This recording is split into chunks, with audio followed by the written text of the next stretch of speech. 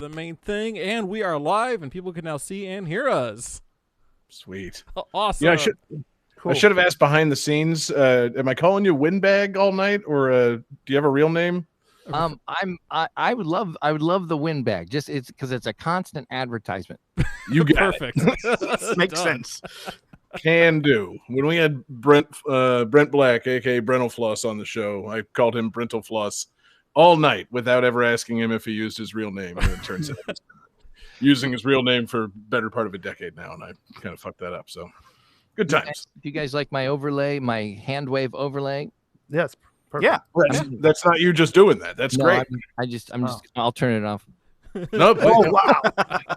You're just so good with the OBS. the transitions are amazing, man. Yeah, I got that hotkey. That's page down. That's Control Alt page down like that, and then it just comes up. He did it. Control Alt page down, and it goes down. God, he's making us look like scrubs, guys. I know. Well, I'm quitting. a quick heads up, Windbag. You are on our stream. You're a little bit cropped on the side, so actually that hand is not showing at all on our stream. I will. All right, I'll go somewhere a little more centered. How's that? Yeah, there you go. Perfect. There you perfect. Beautiful. Oh, That's yeah. great. Jeez Louise. All right. So let's see. Are you guys ready to kick off the show and get this thing going? Yes. Do we need Yes. any quick recaps of how anything works or anything like that before we go? I think we're just gonna fuck it and do it live. All right. So yeah, everyone's ready to record. 5, 4, 3, 2, 1, go. Welcome to Gain That Tune.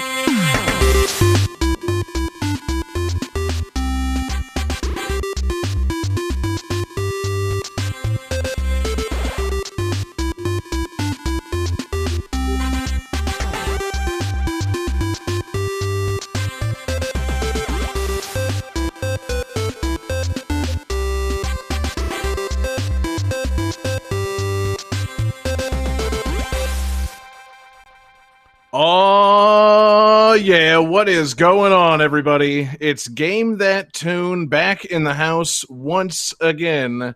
It's your boy John Harrington here. I've got John Regan with me. Say hey. Hello. I've got Jesse Moore. Say hey. Hey. I've got the king of the show, David Fleming. Say hey. Hey. And we have a very special guest joining us tonight. Most of our live audience is his live audience, so I don't really need to introduce him. But for our podcast listeners, we have I don't even know how to describe him. The indescribable, most feared man in comedy. We've got the Windbag on tonight's show. Hi, Welcome. everybody. Welcome to me. Fantastic. Wow, Windbag, thank you so much for joining us. It really is my pleasure. Let's just do a quick, how do I say hello to everyone? I got John here and Jesse, and then how would you like to be referred to? Fleming? David. David or King, either one. Mhm. And then Jay Gangsta. Yeah, I mean, I go by John, but that's just because John and Johnny, we've known each other for years, and that's what we've worked out. But you can call me really anything you like. Johnny, or are you the John or are you the John? I'm the I'm the Johnny. John, Johnny, Yeah. David, Jesse.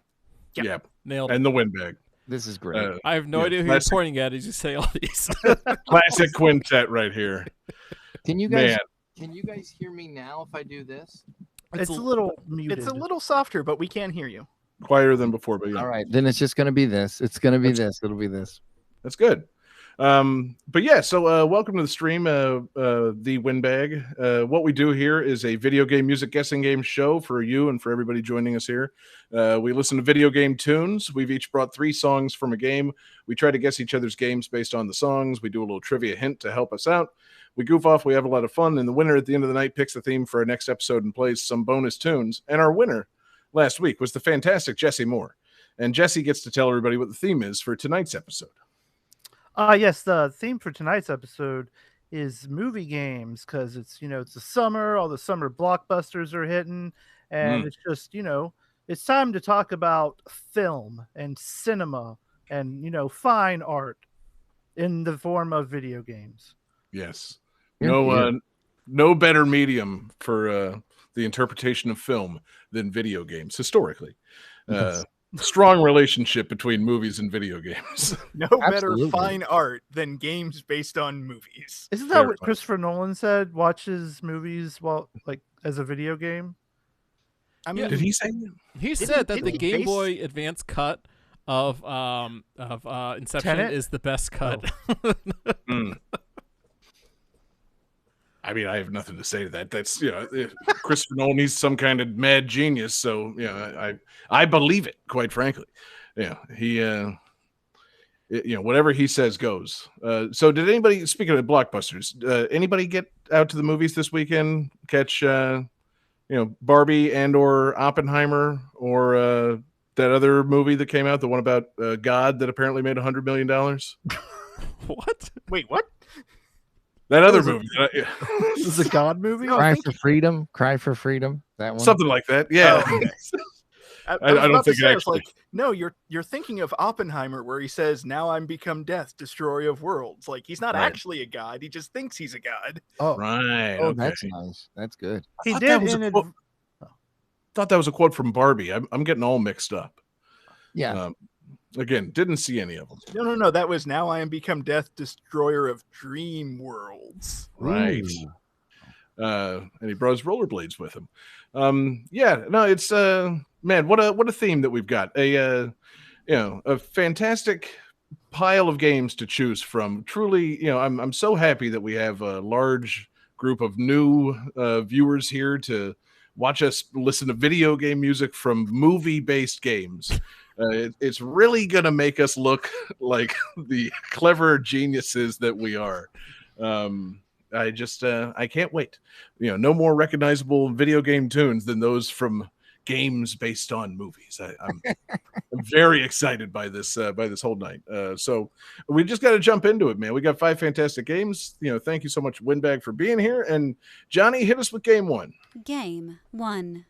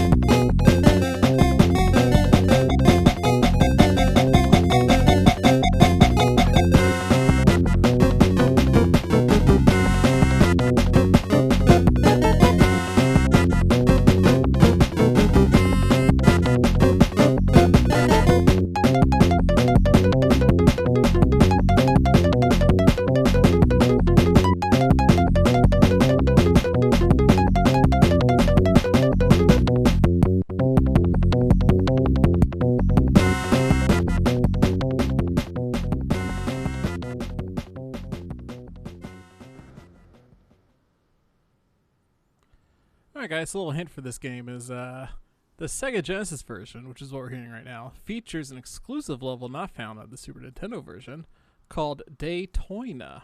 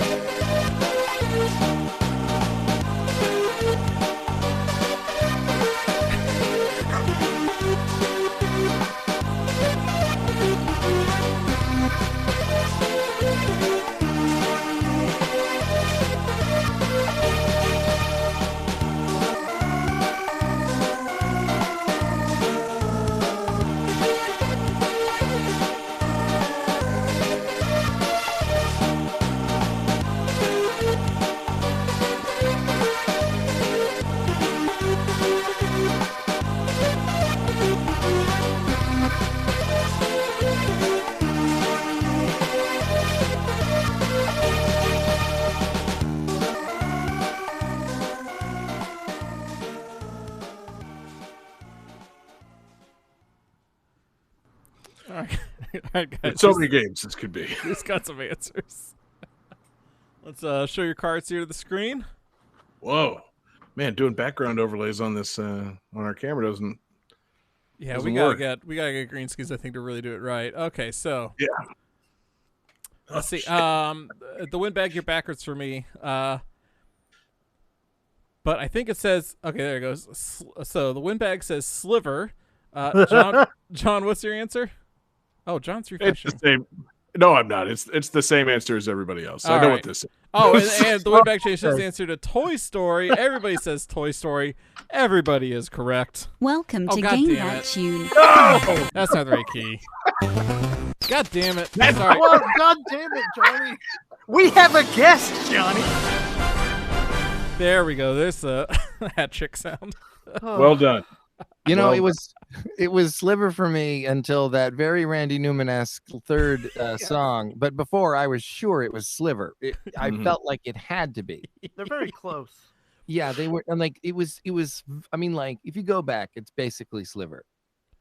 It's impressive how non-Randy Newman-esque those first two songs were. Truly, like Oh, very it's, Sliver-esque. Yes, yes. It was very Billy Baldwin. It was very. Is that the Baldwin that was in it? Which Baldwin is in Sliver? Oh man, Probably the one that's not related to the other Baldwins is my guess. oh, the secret fifth Baldwin, Adam Adam Baldwin. Baldwin. Was it Adam Baldwin who was in it? Oh no, Oh, I have no idea. Which Baldwin? What is it? Spies on Sharon Stone and Sliver? What is? Come on, guys. I gotta look Oh, this that's- up. that's got to be Daniel. Oh, it's Daniel Baldwin. That sounds right. Yeah, just based on the spying on women thing. I'm just guessing Daniel Baldwin. I don't know why, but jeez. Hate to judge the guy from afar, but All I he know strikes is me as the that- type. All I know is that I'm going to start describing things as very Billy Baldwin-esque from now Yes. on, no matter what it is. I've been described as Billy Baldwin-esque before, so Let's give the Baldwin his due. I'll just do Sliver, and it is. Here it is, guys. It is. Oh my God, Sliver. It is, guys. Get ready. It is. Oh, it is. I think it's William Baldwin. Yeah, Billy William. Baldwin. William. Billy. William Baldwin. Okay, Billy. Oh, okay. Right, excuse me. Jeez. I was like, who's William? Secret sixth Baldwin. Yeah.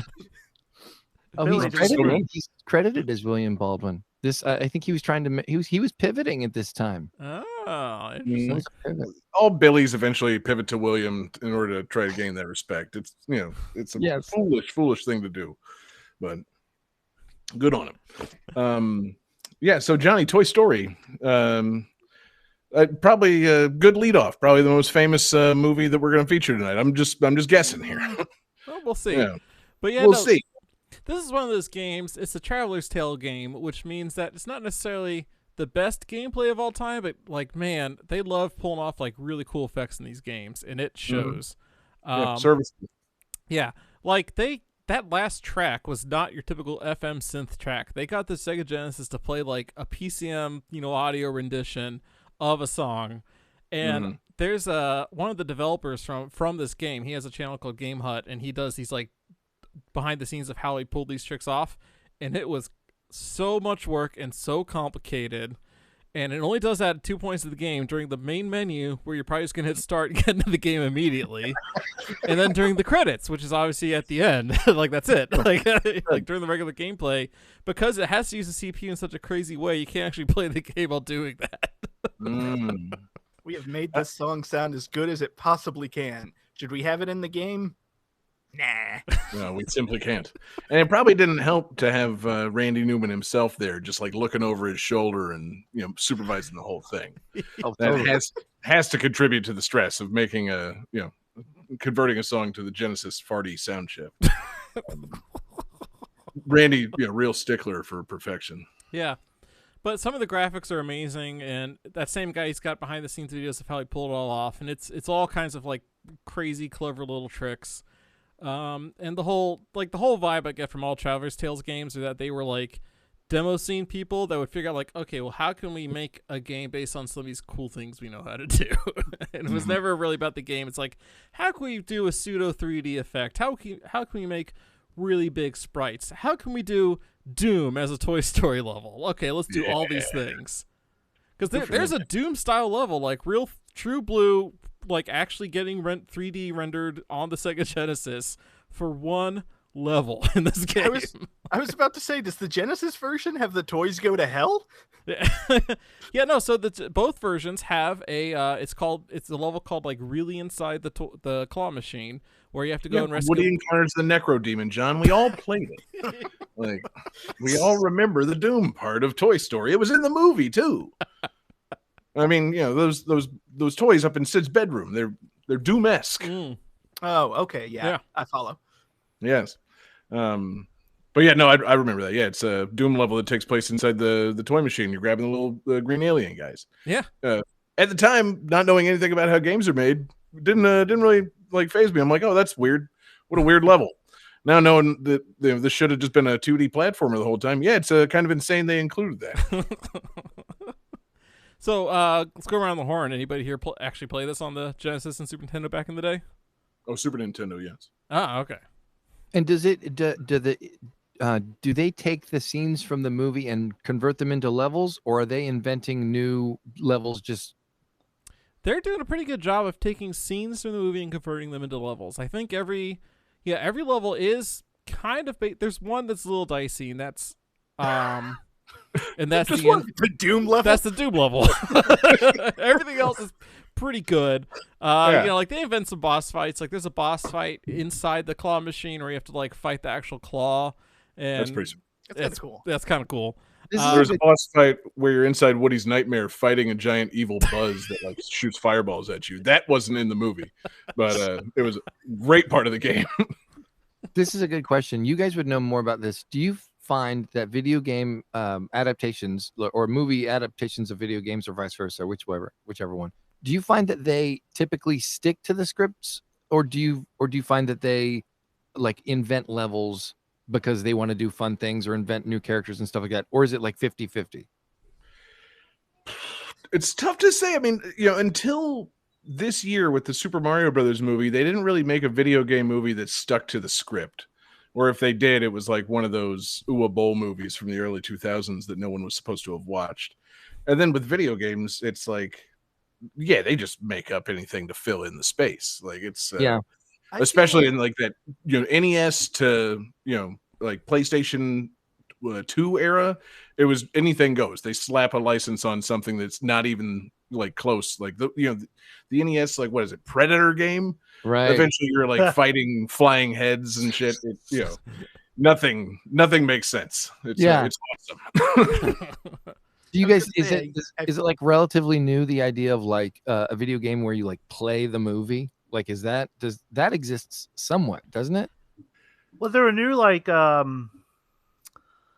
kind of like visual novels, but they're like more like watching like it's like the old dragon what do you call it? Dragon's Lair. Dragon's Lair. Yeah. Where you put a quarter in and then you tell the dude you want him to go left or right. Then you get to see a fun cartoon, and either you pick the right way and your character keeps going, or he gets eaten and you have to put another quarter in. Yeah, it's funny. I feel I feel like movies stopped being made into games right around the time that games would be really capable of being good facsimiles of the movies.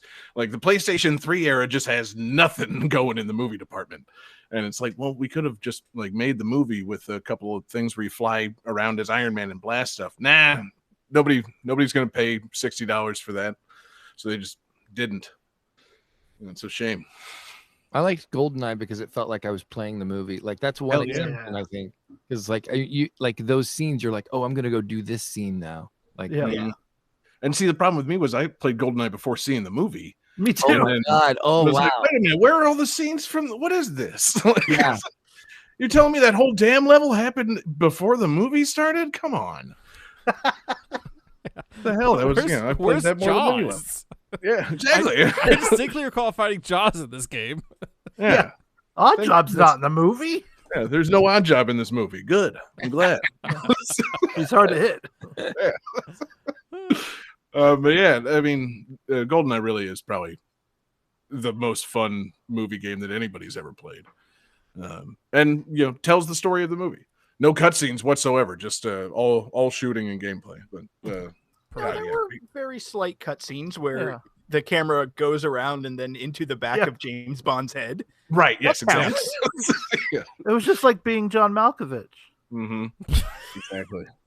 That is a game I would like to play based on a movie. God, that'd be great. It'd be a VR thing, I think. Yeah, it would have to be. Or alternatively, that is a movie I want to see, being James Bond. Yes. I thought you were going to say being John Malkovich. Like, Dave, you can just go see that. Yeah, they made that movie. This is just a brief segue to a question I think you guys would be really qualified to answer. You guys as like the video game music people, that really funny reel or whatever, that meme video where the guy comes in and he's like, hey, please design this music for GoldenEye. The whole, that's the fucking funniest thing. That makes me laugh every time I watch it. Yeah, those are good videos. When you pause GoldenEye and that beat drops, it's like, oh shit. Yeah. And you encounter that over and over again in video games. You like Battletoads. As you're listening to the soundtracks, you're just like, what the fuck is this song? Oh, it's for this throwaway level, or it's for the the menu to Toy Story that everybody didn't listen to. Like, wow, these guys really put a lot of effort into this. The entire career of Tim Follin. He made the world's most epic progressive rock tracks for like Pictionary. It's utterly insane. Well, I think I heard it. I think I saw in an interview Grant Kirkhope said he wrote that GoldenEye pause music like in 10 minutes. Like it was a complete throwaway thing. He didn't give a shit about it. He's like, whatever, it's for the pause screen. Nobody's going to care. And it turns out it's awesome. It's almost like he's super talented and his talents are slightly wasted in video games. Like maybe he should have been scoring movies by now. Just saying. Love that guy. Nah. As a video game music novice, what was like one of the first games that actually stopped people on their tracks and they were like, oh my god, there's an art form here that is being invented as we speak? Like musically? Yeah, like musically. Or like, you talking personally, or are you asking us to speak to video game history? Because I mean, everybody's got their own story. Oh man! See, this is why I'm so glad that you guys invited me on this show, because this is like such a world that I mean, what about like Metroid? Let's like just start with Metroid. Like, did that push the needle a little bit? I feel like Metroid pushed the needle, like not initially. People weren't blown away like, oh my god, this is amazing music, but like as you play it and realize how little music there can be, and just like realizing it's that like ambient sound, I think that's when people were like, wait a minute, this is good. Yeah, I feel like games like Metroid and Zelda, they have really great soundtracks that are memorable because of how long people spent listening to them. They're just drilled into like people's brains at a young age. But then like, on the NES games, like the Mega Man games have a variety of music. There's a different level, like a different stage theme for every level. And they're all just different pieces. And, everybody has their favorites. And then you get into like on the Genesis, Sonic the Hedgehog's the big one for so many people because it's a completely different sound and like it's just funky and Sonic's got that attitude. It drew people in. It's there's a different like inflection point for everybody. But yeah, everybody has the thing that got him into it. I think my personal one was probably Secret of Mana. You know, those SNES RPGs. A lot of people say Chrono Trigger. You know, there's all the Final Fantasy games. People doing epic stuff. It just depends on what you played when you were young. So I feel like before Mario Brothers, or Super Mario Brothers actually, there were a lot of stuff was just like beeps and boops, and like Donkey Kong had the little like starter jingle, but it wasn't until like Super Mario Brothers where you had that da da da da da, and like everyone was fucking humming that song. Like I as cliche as it sounds, I do think maybe Super Mario Brothers was like, hey, we can make just like a song in this level. It doesn't have to be just 3 seconds. We can go longer, guys. 3 minutes, guys. 3 minutes. Yeah. Yeah, and I guess everybody just looks past Super Mario Brothers because it's just so, it's like the game and the song that everybody knows. But yeah, like that's one of those ones you heard it so many times, and it's one of the best pieces of fucking like pop music of all time. Everybody knows that song now. It's just really, really great stuff. I love that we're doing this nice broad discussion of the big game songs, because again, we're gonna keep playing movie games now. None of this is going to apply to the episode because it's going to be movie games continuing to be on this show. It's great, man. Windbag, I'm really glad to have you here asking these questions and getting us talking broadly and talking about our favorite things, because now Johnny has to play game 2 and we got to hear whatever comes next. Game 2.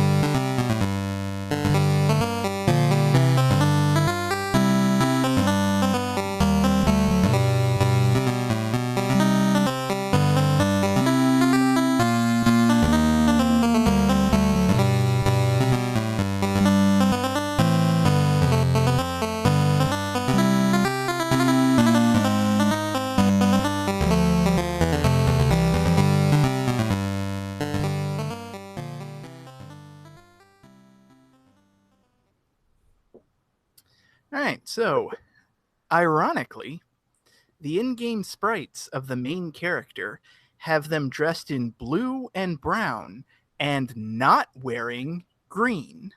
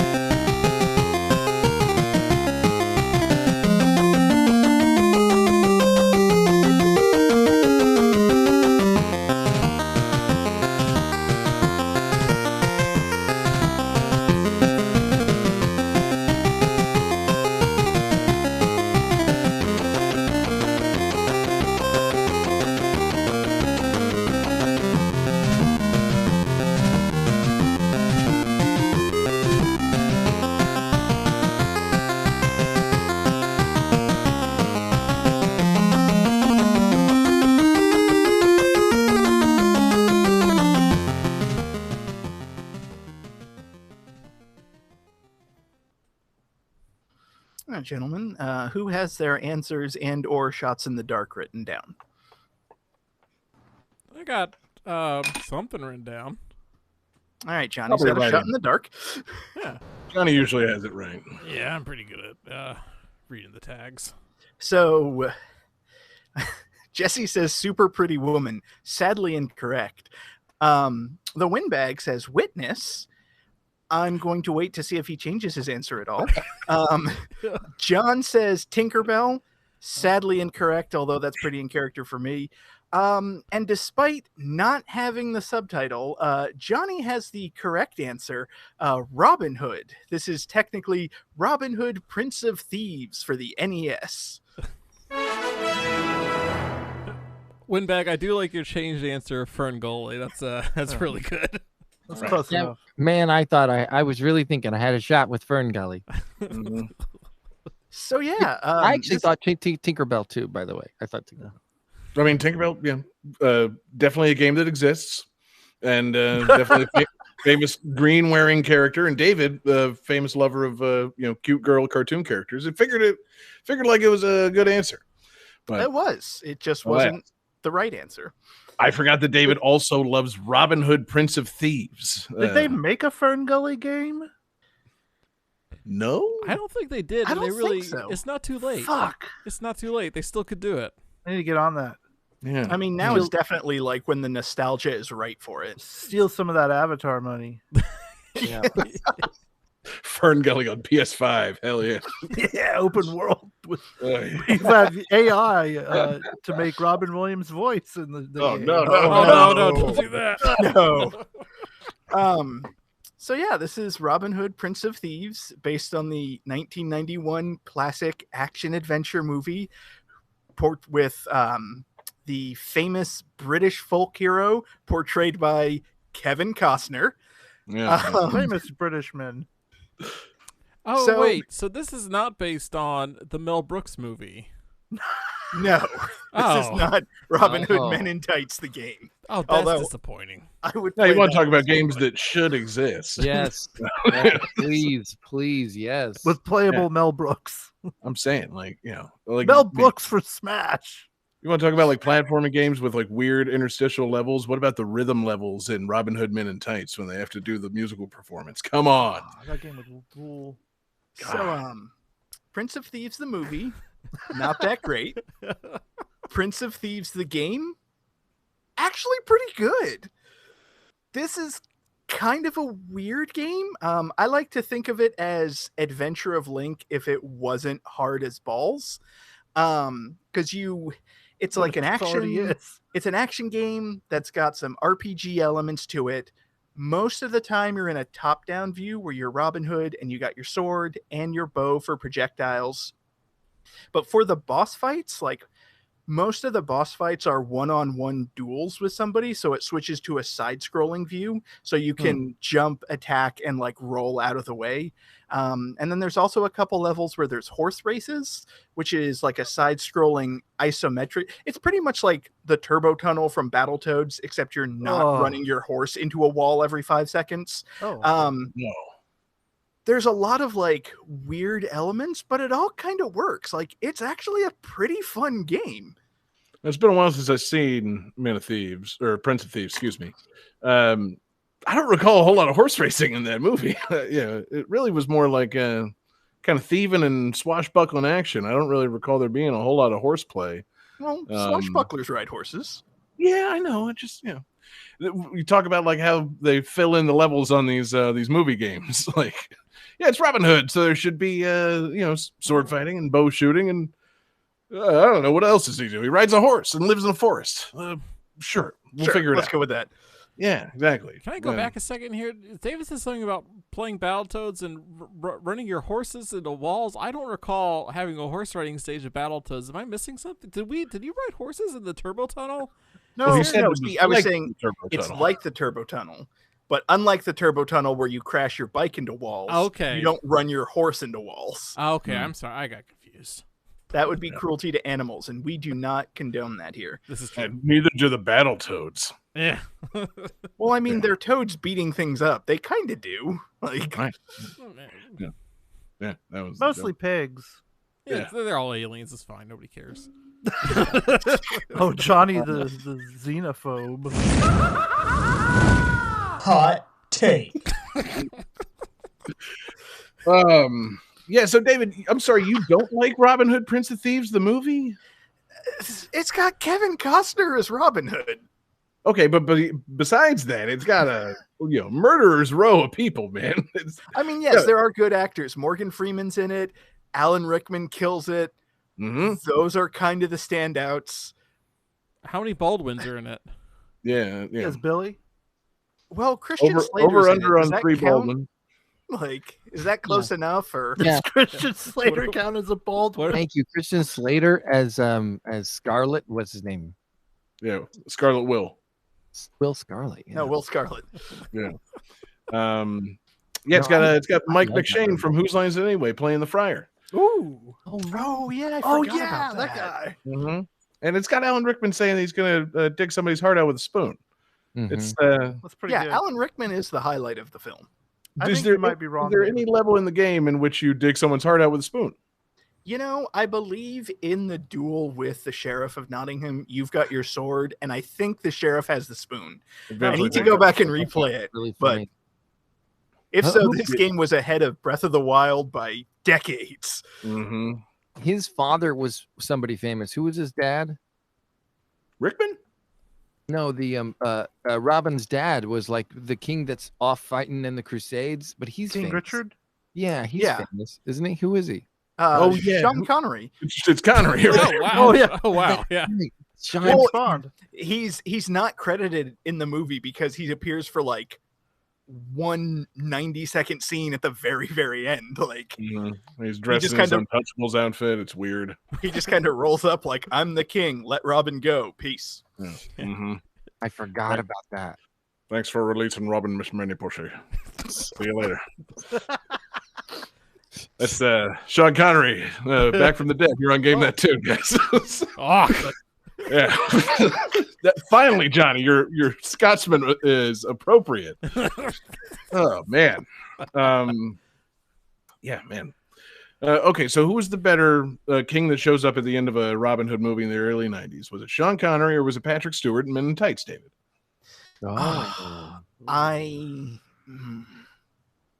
Patrick Stewart at least gets a couple of laugh lines in there. I was gonna say, I kind of want to say Stewart. Like, Yeah. oh yeah. I think Sean Connery is capable of being funny at that point. Yeah, I think that was before Patrick Stewart realized, I think, how funny he really could be. You know what I mean? Mm-hmm. Like Yeah. nowadays, Patrick Stewart knows he can show up to anything and just fucking kill it. But back then, I think the funniness was the fact that it was Patrick Stewart, that he didn't quite know how to be funny, and there he was being hilarious. You know, like, yeah. Now, the other question, David, so for the soundtrack, I couldn't tell. Did you pick the Genesis or the SNES version? no, this was the NES version. Oh, okay. That really speaks to me, being able to key in on that. Was there any rendition of the Bryan Adams song from the movie? There was not. I looked for it, but there was not. I don't say how dare you very often on this show, David, but slight how dare you bringing this on without Bryan Adams. I'm sorry, what was that? Oh, I forgot. Damn. All right, so Excuse me. I'm sorry. What was that? For one more week. Wow, he's good. Okay, so who's the better king, Sean Connery or David? David. Sean Tough. Connery. David's Yeah. still alive. So. Fuck you, Johnny. Going on, complete bodies of work. We know the end of Sean Connery's. So, David, it's question marks. You have I have a long few storied career ahead of me. few years left to catch up with Connery. Yeah. Wait, what do you mean few? What do you know that I don't know? I don't know. Yeah, we've been doing this podcast long enough. I've seen how all of us are aging. We have a few years left. Yeah, You have a wide career ahead of you for the next 6 months. yeah. What? Sean Connery lived to be 96. David, you got, I don't know, plenty of time left. But yeah, man, I'm still thrown for a loop by you not liking the movie. That throws the whole thing off, man. It's an iconic early 90s movie. It's the kind of movie you accidentally see when you're like 7 years old and you think it's really cool, and then years later you discover it's not all that cool. Like, how dare you, David? Okay, I like how you're like, I can't believe that you don't really like this movie when I thought it was great as a kid, and I don't think it's great anymore. So, are we in agreement? No. No. Hey, fuck you. See, thank you. That's what needed to be said. As the sheriff said to Robin Hood. David, anything else on this game? I was honestly surprised how few video games there were based on Robin Hood. Like, I feel like Capcom or Konami should have put out a beat 'em up like back in the 90s. Like, with the fox and the bear. I mean, I would have played that. Yeah. But I mean, you tell me like Golden Axe, but Robin Hood, I'm all over that. True. Did they get a Russell Crowe Robin Hood out? Was that one of the last like movie games? I don't think so, because because I think by the time that movie came out, everyone forgot it existed. Yeah. It's a weird one. That's a really weird one. It's Ridley Scott, isn't it? Yeah, and it's like a total botch. It's just weird. It's like it takes all the fun out of it. Yeah, they keep doing that with stuff like that. And didn't they try to make it like historically accurate? Bad idea. Yeah. Then wasn't there the Taron Egerton? Didn't he do one? He tried to do a Robin Hood, didn't he? See, I was going to say there was that Charlie Hunnam one, but then I remembered that's a King Arthur movie. That's not a Robin Hood movie, but they fucked that one all up too. I secret like that one. See, I say they fucked it all up. I fell asleep really quickly. That's my, how do I tell if a movie fucked it all up? Did I fall asleep very quickly? I secret like Charlie Hunnam. I'll watch him in anything. He's a handsome boy. It's Grim. Come on. God, I would drift with that guy. He could call me Mako. But, Game 3. Okay.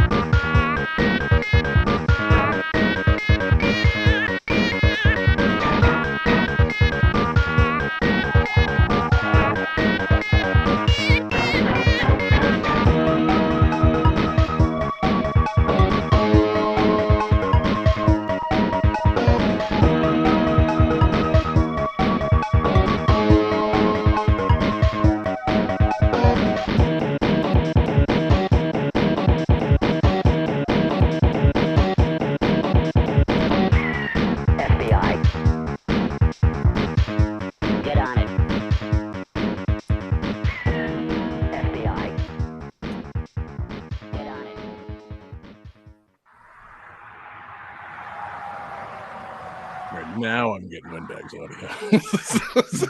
Oh, you guys should have let me know. Oh no, it's okay. I just noticed it. just got car Literally. passing sounds. Oh Literally no, just happened. No, it's okay. It's okay.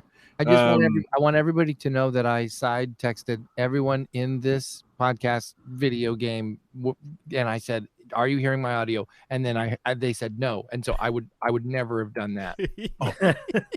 Guys, they said no. Guys, I please appreciate believe me. I appreciate the chaos. It's kind of So a thing.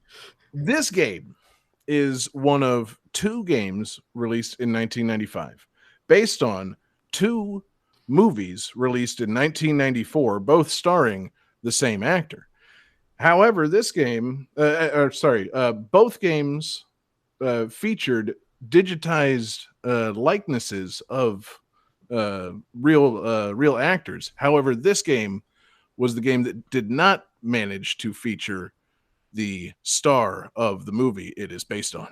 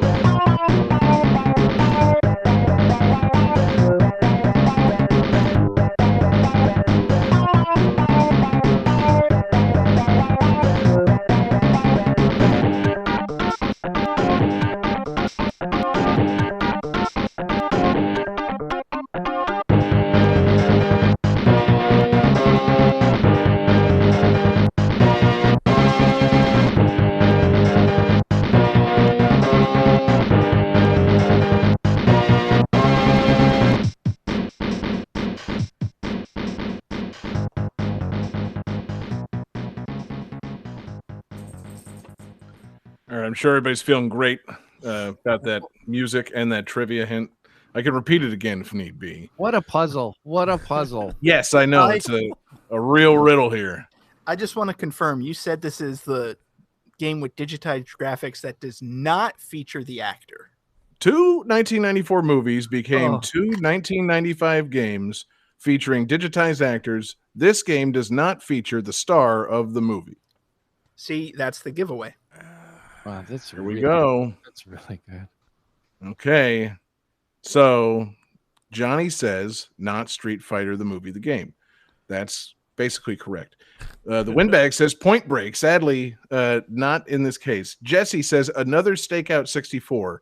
They couldn't get, God, who was in Rosie O'Donnell. Yeah, they couldn't get Rosie for the second one. And David says Mortal Kombat without Jean-Claude Van Damme.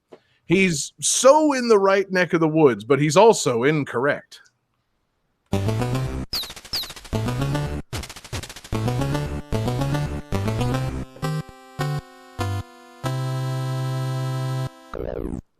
So Johnny had Street Fighter the movie obviously on his mind, but he couldn't think of the other 1994 Jean-Claude Van Damme movie. And David said Mortal Kombat, but they couldn't get Jean-Claude Van Damme to do any of the stuff that, as he was rumored to have done.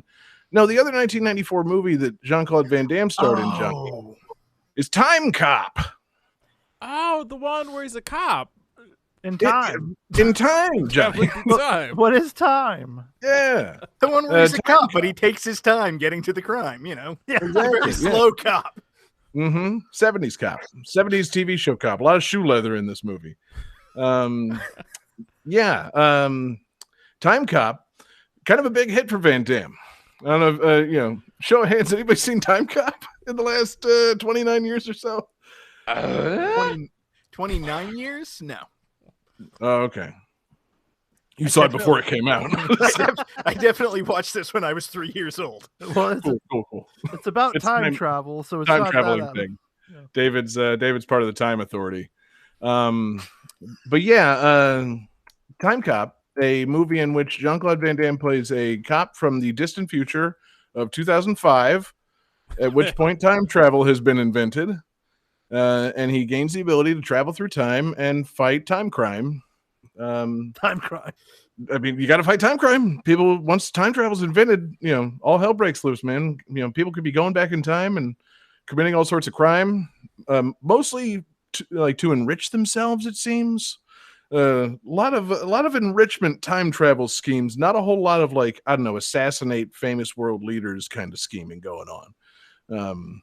Strange, the people that invented and abused time travel in these movies and games really kind of inwardly focused. Not so much focused on changing world events as they are on going back and stealing gold.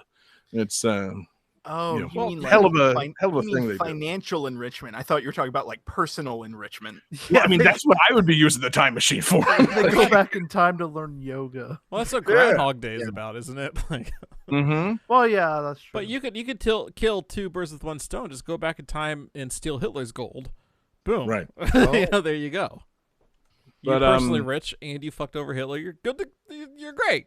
All good. See, and that's the thing. In the movie Time Cop, it starts out in the 1860s. There's a group of Confederate soldiers moving through the countryside, and then all of a sudden they're approached by a mysterious figure who then shoots them with laser pistols and steals all their Confederate gold. And it's like, well, hey, hold on. This is that Time Cop doing that? That's good. Good for him. He's going back and killing Confederate soldiers. Dope. I'm on board. No, it turns out that was the time criminal doing that. He was stealing the gold and then using it to go. He goes back in the future and buys future weapons with it. It's they almost had a good idea where Jean-Claude Van Damme goes around, righting historical wrongs, but no, instead it's somebody else doing that and then spending the gold on future tech. It's very, very strange movie. I had a very interesting personal arc listening to you. It's it starts off with these Confederate soldiers. Nope, checking out. Then they get shot by lasers. All right, I'm listening. Yeah, I'm in. Yeah, and then it turns out that's not the good guy of the movie. So, Are we sure he's not the good guy in the movie? See, well, art can be interpreted. So right. Maybe. Listen, is there a more evergreen idea than Time Cop? I mean, really, a problem, a movie idea that hasn't aged poorly in any way. What if a cop was able to travel through time? There'd be. I see no problems with this. Nope, none. I'm just imagining a movie where a cop goes back in time and keeps planting drugs on people and other fucked up shit. Yes, exactly. Cops just do cop shit throughout time. That'd be kind of wild. Does he still have a body cam? Does the body cam work through time? Well, so that's the thing. Again, this is from the distant future of 2005. Body cams weren't the norm. Oh, yeah, that's right. They invented time travel before they invented accountability for police. It's wild. Does it have any kind of similarities with Minority Report? No, it's not about stopping pre-crime either.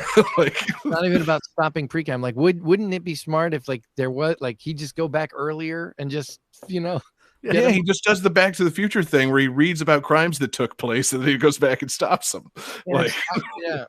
Yeah. So that'd be cool. Yeah, gets a crime almanac and goes back and bets big on all these crimes. Crime almanac. That's what Batman needs to do. Oh my god, that's so funny. The crime almanac. Or even just Marty in. Is it the second one or the first? Whichever one it is. Oh no, it's the first one. Where it's instead of going back to the exact moment, just go back an hour before. It's oh, there's this crime happening. Yeah. Let me get there 45 minutes and I'll fix it. And then you have plenty of time. So many time travel movies. If you just go back an hour before, you have plenty of time to play the evidence. You know what? The only movie that really gets that right is Bill and Ted. Yeah. They just keep on saying you know what? After we're done with this, we're going to go back and do something to help ourselves, and it just happens immediately. Bill and Ted got it right. But Time Cop can't quite get it right. Yeah. man, what a guy, Time Cop. What a guy, Jean-Claude Van Damme. Real piece of work. Now I have a question for you, John, since you were Hmm. asking me questions about my movie. Which is better, Time Cop or Bloodsport? Oh, well, man. I feel like Bloodsport's got a little bit of a taint on it because it was the favorite movie of a certain recent president. And Time Cop doesn't? That's the thing. If you if you go into Time Cop, looking at it as a product of its time, it's it holds up as long as you assume that all cops are noble and determined to stop crime. It's a big ask of a movie watcher in 2023, but it's a fantastical movie. But I don't know, man. They're neck and neck. It's really kind of apples and oranges, man. One's a kickboxing movie, one's a time traveling cop movie. They're both the same. Both wildly fictional. I do like that Bloodsport's guy Frank Dukes has been disproven year after year. Nothing that he said happened in that movie. Awesome guy Frank Dukes. But yeah, man, I thought you were going to ask like Time Cop versus Universal Soldier, go for a more like direct comparison or something. But, Universal Soldier is actually pretty good. You know what's do you guys remember Soldier? Remember that Kurt Russell movie? Kurt Russell, man, Kurt Russell, who got top billing in that movie despite saying like 30 words the entire film. Awesome movie. I forget how good that one is. Yeah, no, that's like a weird action classic. Kurt Russell just does not talk and just kicks an ass or two. It's pretty great. Oh, that's a great gig, man. That's the dream. That's the dream. Yeah. How do I get that gig? Do you think? Do you think it was his idea, or do you think his people were pitching that to him? Like either way, it's pretty cool. Like imagine Kurt Russell going to his people and being like, "Guess what kind of movie I would like to do now?" Yeah. I don't like. I've been Captain Ron. Was this like after Captain Ron? Oh yeah, it was years after Captain Ron. He was still washing off the Captain Ron stink. Which he's like, I did Overboard and Captain Ron, and now I just don't want to talk. Post-apocalypse in the desert. It's like fucking great. Yeah. What if everybody around me just said what's happening and I just kind of like scowl at them for the entire movie? Yeah, okay, we could try it.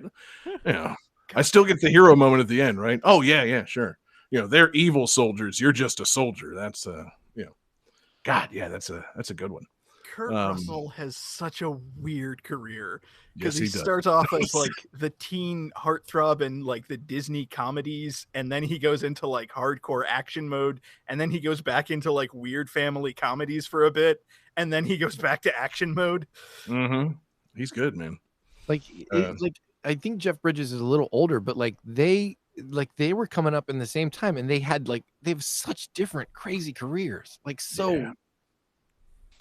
Feel like Kurt Russell should have been, getting an Oscar nomination at some point. Like I can't say for what, that's the thing. It's like Kurt, exactly. Like why didn't Kurt Russell's like why didn't he start veering into like he could have been the dude. He could have easily been the dude. God, yeah, that would have been really good.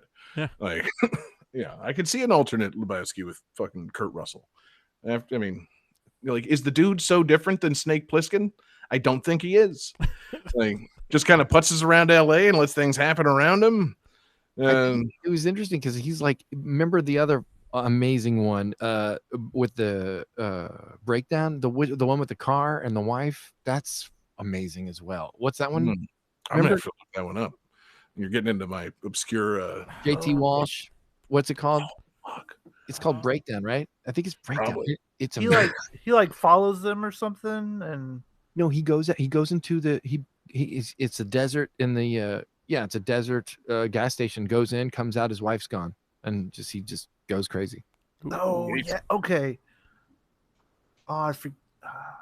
Yeah, it's Breakdown. It's from 1997. Okay. Yeah, cool. Haven't seen it. I should watch it. Oh, please watch that one. That one's awesome. Yeah, that sounds awesome. Good. I just had to look it up because I couldn't believe it. He's never been nominated for an Oscar. What's going on? Why? That's insane. It's got to be an agent thing. I mean, it's just he didn't pick the right project. Like Kurt Russell's capable. He's just been, Snake Plissken or I don't know, backdraft guy for his career instead of like taking like some more, I don't know, heavy duty acting roles. It's weird. He did Santa. He was Santa in the last couple of years. He was He has been Santa, yeah. badass Santa. Then he was in the Marvel movie. He probably should have gotten an Oscar nom for being Sexy Santa. Yeah. Netflix is still looking for those Oscars, and Sexy Santa, they should have campaigned a little harder for that one. But yeah, man. Johnny, I sent a picture to the chat. Is it possible for you to pull this up and show it to the people on stream right now? Oh god, okay, it's gonna break my life for a second. Bear with me. Okay. Oh god, it's like kind of split between all 5 windows here. This is not working. Okay, crap. Well, damn, because hold on. I sent an image of the villainous Dr. Kleindas, the guy that invents time travel in Time Cop, and I'm hoping you can just kind of briefly throw it up over the windbags thing, because tell me that Dr. Kleindas is not a windbag character just waiting to be portrayed. I have not watched a whole lot of the windbag streams, but I saw this man and I thought, wow, that's I'm really glad that we've got this guy on tonight, because it could be like the little side host guy on the windbag stream. It's Guys, what did I do? Do you guys see that? Yeah, it's broken. I'm fixing it. Everything got crazy. Yeah. I just want people to see the villain from Time Cop. Yeah. It's so nice to have a guest on our show. Quick, fuck up their window. Yeah, break everything. If I mess with the Chrome browser, all my transforms and OBS get all fucked up because I'm using Linux like a weirdo. So bear with me 1 second. I'm getting everyone back in the right spot. Hold on, player 5. Where you at? Transform, edit. Where's Jean-Claude Van Damme when you need him? I had a question. Which movie do you guys like more, Hot Shots or Hot Shots Part 2? Ooh. I think I've seen Part 2 more times. Yeah, I think I'm a Part 2 guy. Isn't that funny though? Like, it's always weird, the ones where the sequels are better than the original. Like Major League 2 I feel like Major League 2 is better than Major League. Ooh, that's a tough one, man. Major League actually I think holds up a lot better. Major League 2 a little rough. I, for the longest time, didn't know there was a Hot Shots. I just assumed they called it Hot Shots Part 2 as like part of the joke. Ah. And then I saw the original Hot Shots. I was like, oh, no way. Yeah, Major League 2 it's okay, but it's got that Japanese guy in it talking about the marbles. And it replaces Wesley Snipes with Omar Epps. It's very weird. But it's still a good movie. Johnny, did we fix everything, or did I break everything by trying to show everybody that fucking picture? No, it's still broken. I got things. Hold on. Bear with me. I had things fixed on my end, except I forgot that I did not actually full screen that one window. 640. Anyway, while Johnny's doing that, I'll just give my quick Jean-Claude Van Damme retrospective. He did pretty good with Time Cop, and then like 2 months later comes out with Street Fighter, and it tanked his whole career. And then in 1995, they come out with video games of Time Cop and Street Fighter, and no one cares about either one. And they didn't get him for the Time Cop game. They digitized some other actor.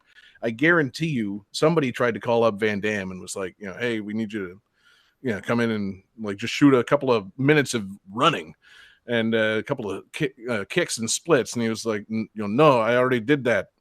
And not realizing he was talking to a different game company. And then, so they just had to move on and go with the backup guy. But yeah, hilariously bad game. Really, really funny game, Time Cop.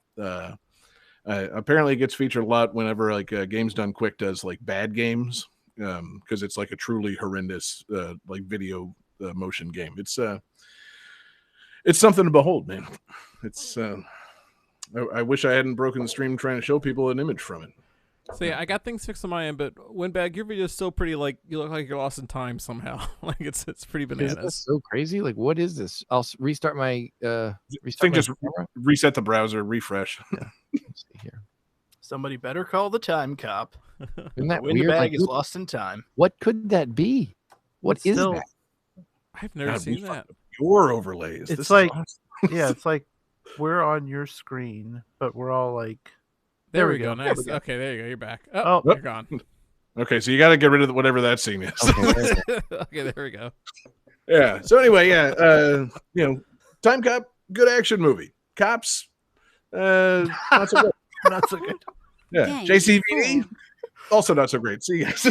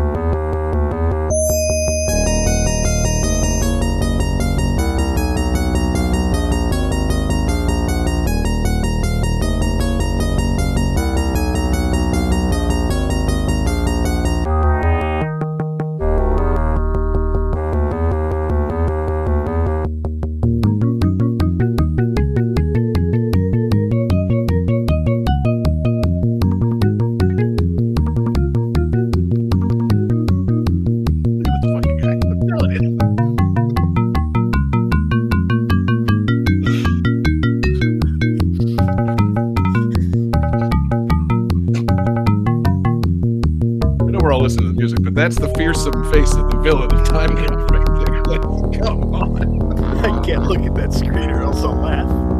It's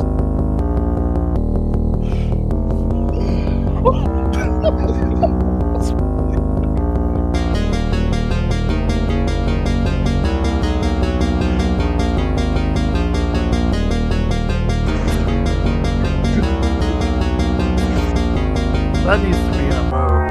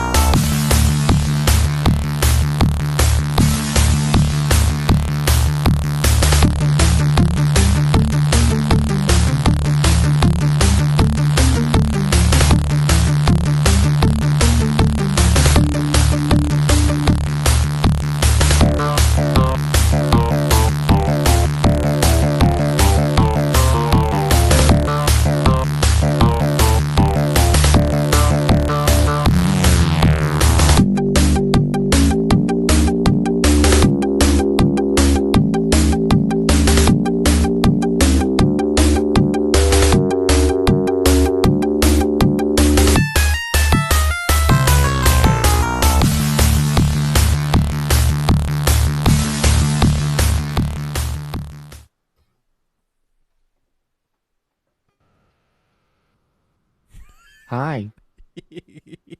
Hey. Is this where I deliver some clues? Yes. yeah, as long and as cryptically as possible, preferably. All right. Does my voice sound cryptic now? Ooh. Yes. Is this Is this cryptic enough for you? Perfect. Beautiful. To uncover this game, a wilderness must be tamed, where what could be is less important as what should be. After that, if you still find yourself saying, "What is what?" I'm sorry, my friend, but hold on to your butts.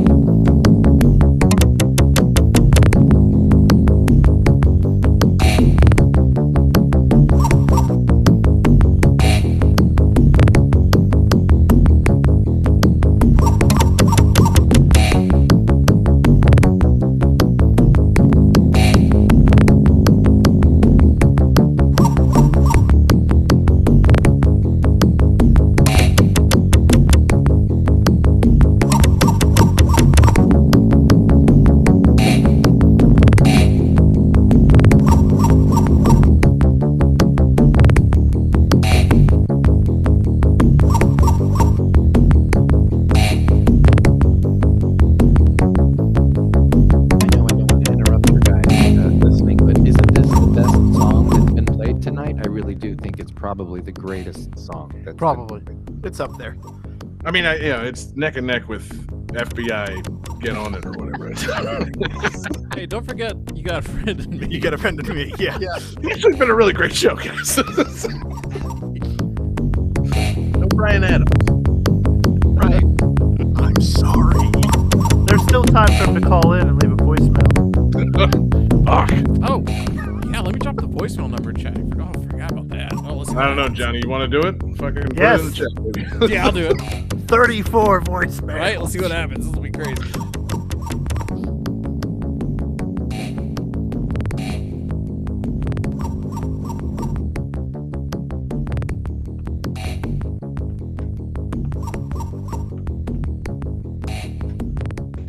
David, you're looking really confident.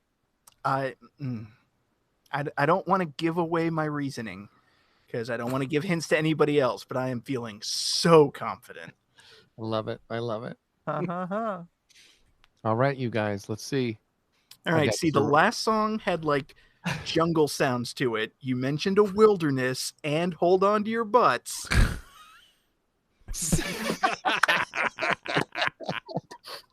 Oh, I love that. Oh, I love that. It's Jurassic Park for the Sega Genesis. Yay! Congratulations to everyone. It's it's one of those games that I would repeatedly rent. You know, I'd like rent from the video store so that I could try but I would only get so far. So unfortunately I only know like the first 3 levels because I'm not a good video game player. That's true of so many old games. Yeah. Where it's like by the time it's like you rent it on a Friday and it's got to go back on Sunday, by that time, you didn't get to play it as much but yeah, but it's lots of fond memories about that. Specifically the raft, the raft scene where you're dodging pterodactyls. I enjoyed that a lot. Do you ever have memories? Was this just me because I was from a small town of trying to rent the same video game and hoping that your save file was still there? Great. Oh man, Yeah. that's great. Until memory cards came along with like Nintendo 64, I really there was a time when it's like, hey Dad, can I just like check this out and check it back in, or check it in and check it right back out, because like I don't want anybody to come along and save over my game here on this SNES game. That's so great. That's so great. It's a thing that no one has had to deal with in quite some time. But I distinctly remember as a kid renting the original Legend of Zelda and playing on someone else's save file. So I had all these items and like the magic rod, and I was just killing it in the game. And then like 2 weeks later, I rented it again and had to start fresh. I was like, how come I can't do anything? Oh, right. What the hell is this? That was also the golden goose. You find a copy of a game with a completed or late in the game save file, and you get to play that. That's the only way I beat Star Tropics. Just had a save file that started at the final boss, and it's like, all right, do I actually want to play this game? Play it for an hour or so? No, I just want to beat it again. That's so great. Yeah, memories. I don't have memories of Jurassic Park on Genesis. That's one of the biggest movies of all time. However, many fond memories of that park. You know what? What's a wild thing about that movie? Never should have gotten a sequel. Every sequel to that movie is a mistake. I can't argue with that, but I will say that Michael Crichton did write the book part 2, and it's super good. And it didn't do it justice. None of the sequels are good, and they're really, really obnoxiously bad. But the book, if you ever get that weird feeling of I want more Jurassic Park, read Lost World. Oh my God, it's actually better because the Spielberg one is very faithful to the movie, but the second one is its own thing. The book, it's really good. Yeah. Shout out Michael Crichton. That guy, I when I was growing up, I read all of his stuff. He's the best. Yeah, I think the guy just had it. He could crank out a really captivating and marketable story. He was good at that. He was awesome. He was so awesome. So many awesome books. Yeah. Also, shout out Jeff Goldblum. For some reason, the only holdover from Jurassic Park to the Lost World cast. Why was that? Why did they move on from everybody? I don't know why you would say that it was a bad idea.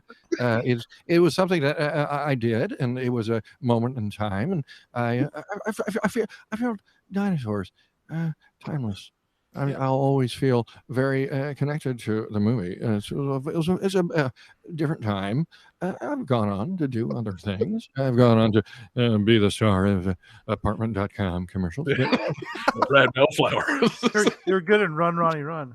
I have a significantly simpler explanation for why Jeff Goldblum kept appearing in the movies. Are we all doing one? I don't have one. No, he does that particularly weird laugh at one scene in Jurassic Park. And I'm pretty confident that one thing was bring that guy back. See, I thought you were going to say I know the reason why Jeff Goldblum appeared in subsequent Jurassic Park movies. Money. Yeah. Yeah. Could be. Yeah. I do era of Jeff Goldblum. I feel like his agent must have stipulated in every contract, hey, he has to have his shirt open at some point in the movie. Because in Jurassic Park, he's got the shirt open. Independence Day, he's got the shirt open. It was an ongoing thing. Well, I mean, you don't want to hide him. You're kind of right. He was a really bankable star. He followed up Jurassic Park with Independence Day, and everybody looked at that and said, "There's your star, Jeff Goldblum." That's the takeaway from Independence Day. Do you guys want a spoiler for the book? If you guys the original Jurassic Park spoiler. Oh yeah. I think let me check my watch here. I think it's okay to spoil this now. I think we're in the time frame. Malcolm dies. Oh fuck.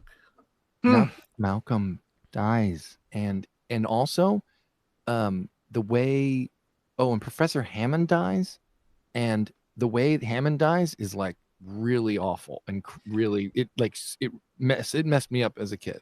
How absurd! Jesus, Jack. If I remember, Hammond dies in the book the way that the Lost World movie starts, because it starts with all the small dinosaurs going after the girl. Isn't that how he dies in the book? That's Hammond. Yeah, he gets swarmed by 7 or 8 of them, or more, and they have a venom that is it's because of the frogs. It's like a paralysis venom. So as he's being paralyzed and dying and passing out, he feels all those little guys chomping on him, and it really messed me up as a kid. Yeah, wow. And one of them goes, "Hubris." They learn to talk. Comes in. Alan. Also, the Dilophosaurus nedry scene when he gets eaten by that's really crazy and messed up in the book. God. And then when Hammond dies and that banner falls down on him that says "When dinosaurs ruled the earth," and it just covers up his body like it's a morgue. It was a little on the nose, but man, what are you trying to say in this film? It's effective. So, God, man, what a flick. It's really good. And we haven't even really talked about this. I had to get up from it, so maybe we did talk about this. But no, we didn't talk about the game at all. We covered the game. We're done. Have we talked about that? You get to play as a raptor in this game. Like, yeah, you that's choose that's pretty cool to play as Dr. Grant or a raptor. Okay, that's a dream game. Yeah, I mean, I personally would choose Sam Neill, but the raptor option is pretty great. What was the game series that was so popular also where you were a raptor? What was it called? Primal Rage? Yeah, no, what it was it Primal Rage? It was the not a series. It was for Nintendo 64, I feel like. Oh, Turok Dinosaur Hunter? Yeah, that's right. Yeah. Killed a lot of dinosaurs in that one, but you were a Native American man. But you could be a dinosaur in Turok Rage Wars. Hell yeah. That I remember. Okay, yeah. The multiplayer was great. Yeah. A lot of exploding dinosaur heads. We need a new Turok. More exploding dinosaurs in Turok than in Jurassic Park, which, as a kid, I feel like I was expecting the dinosaurs to suffer more of a comeuppance in these movies. And it's just kind of a survive situation. It's not so much there's no Jurassic Park revenge movie. Right. John, I think as a kid, he maybe didn't understand the idea of these movies here. I feel like the second movie should have been them going back to the park and fucking them up for revenge. Like, you ruined this man's big investment. Got to get back with, they got to load the guns, bring the tanks. Intrigue has shareholders that they have to answer to, man. Exactly. We're going to audit these dinosaurs. Bring in the ultimate badass, Pete Postlewaite, and have him kill those dinosaurs. God. No, but yeah, he doesn't even want to kill him. He just wants to hunt him. He's a ultimate sport guy. Great casting on that guy. But yeah, I just feel like there needs to be a movie in which the dinosaurs and the humans really hash it out, and the humans have to eventually win one of them. But I don't know, maybe not. But didn't they? Isn't like at the end of Lost World, or isn't there like you're supposed to think that they got loose in like San Francisco or something? Like, and like then they never followed that up at all. They never were like, right? Yeah, you're not supposed to think that. They took all the dinosaurs on a boat straight to like San Diego and let them loose, and then the movie ended. And the movie ended, and then you're supposed to be like, "Ooh, I know what's going to happen in the sequel," and then they were just like, forget about that part at the end. Yeah, when the third one rolls around, they just go back to the island instead, and then you see like some pterodactyls and things flying away from the island, and then the series goes dormant until Jurassic World, and then that whole thing's just a huge mess. You could have just put a title card at the beginning of the third one that said like, San Diego's animal control took care of the dinosaurs. Yeah, it's all good. We have to go back to the island. Limited casualties, and like. No one cares. It wasn't a big deal. If it was a bigger deal, we would have talked about it in this film. But honestly, just imagine dinosaurs running around in the neighborhoods, and then we killed them. That was it. Yeah. They should have just done one of those like old comedy things where every character gets like here's what they're up to now. Like Dr. Ian Malcolm retired and is living in a cabin. The Tyrannosaurus is now performing at a theme park similar to SeaWorld. Yeah. Yeah, he's like ironically running an animal shelter. He's that dog.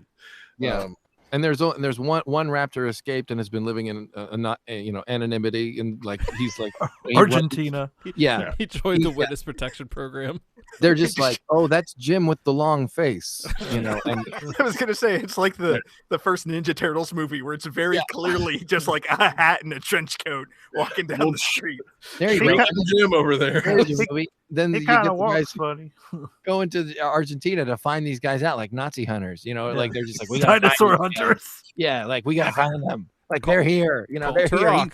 Call Turok, send them to Argentina, hunt down those dinosaurs. Turok's got to kill the boys from Brazil. It turns out they're all raptors. He's just missing them. He goes to the coffee shop. He's like, Lapsang Souchong, his favorite tea. He was just here.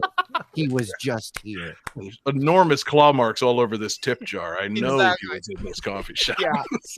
Anybody who's seen Hiding the Raptor will pay. This has just inspired me a movie I didn't know I wanted, but dinosaurs hunting Nazis in Argentina. Oh, that'd be cool too. Mhm. Yeah. It's all better than Jurassic World. All the honestly. ideas we're pitching here tonight better than what they came out with in the last couple of years. So, man, maybe the series does have legs. We just got to be in charge of them. That's that's what it is, man. We should write it, guys. They're all on strike. I think we could get the job. Oh no! What a way to break the picket line, or what a way to cross the picket line. Yeah. Write that. Game 5.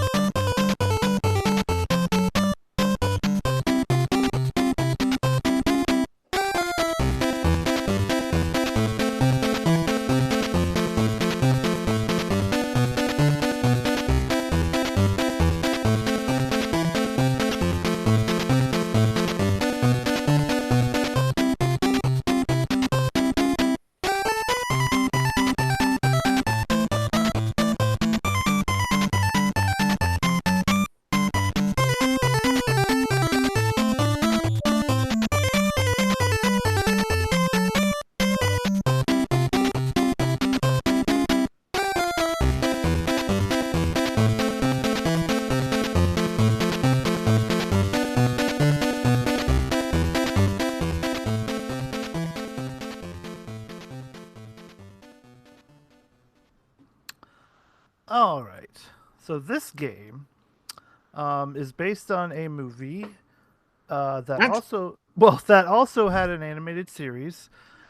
There are 3 games based on this. There is an MS-DOS one, which is based on the animated series. There is a Game Boy one that is based on the animated series. But the NES one that you're listening to now is based on a mix of the movie and some of the animated series.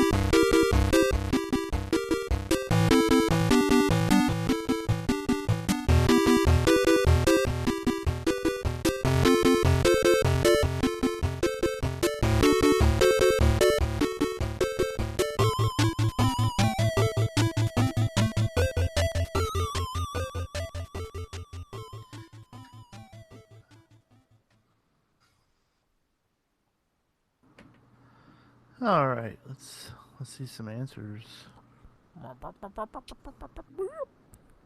Johnny, you really don't have to. I like adding sound effects. Yeah, I like editing the show without him. I was gonna say he's just gonna cut him out.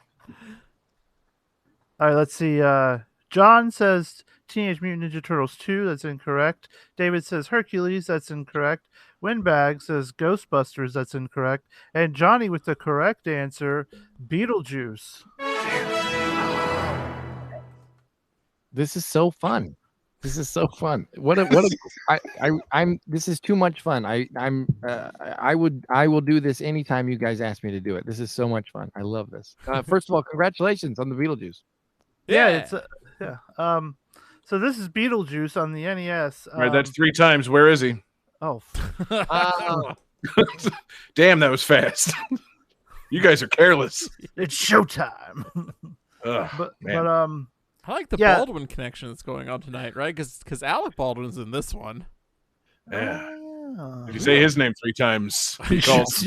Don't use your voice a gross little pig. Oh my god, yeah. Did he leave a voicemail? Gave that tune. You're a rude, thoughtless little pig. Yeah. There it is. Jesus. Lemon.